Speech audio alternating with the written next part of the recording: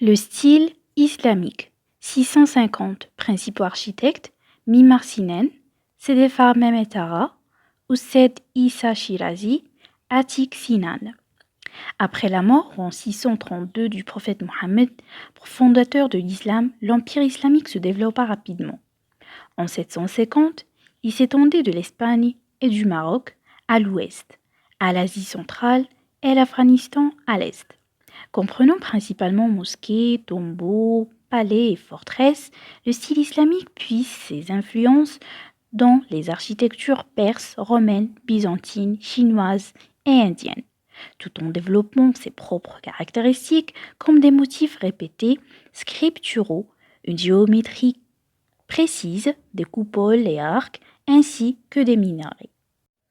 Les coupoles apparurent vers 691 avec la construction du Dôme du Rocher, à Jérusalem, fondé sur l'église du Saint-Sépulcre à proximité de IVe siècle. Les plus courantes sont les dômes à tambour, mais ceux surmontés d'une pointe sont aussi caractéristiques, comme au Taj Mahal. Les autres éléments notables sont l'arc en fer à cheval ou mauresque, en plein cintre ou romain, et les arcs festonnés trilobés, quadrilobés, cinctilobés ou polylobés, typiques de l'architecture mauresque et souvent utilisés pour les colonnades.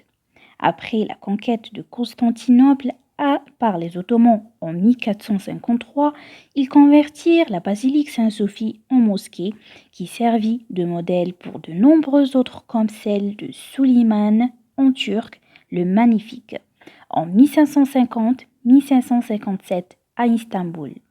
L'œuvre phare de ce style, sous la dynastie des Abbassides de 750-1258, la capitale islamique passa de Damas à Bagdad, puis à Samarra, où l'imposante grande mosquée de Mutawakkil rectangulaire fut construite entre 847 et 852.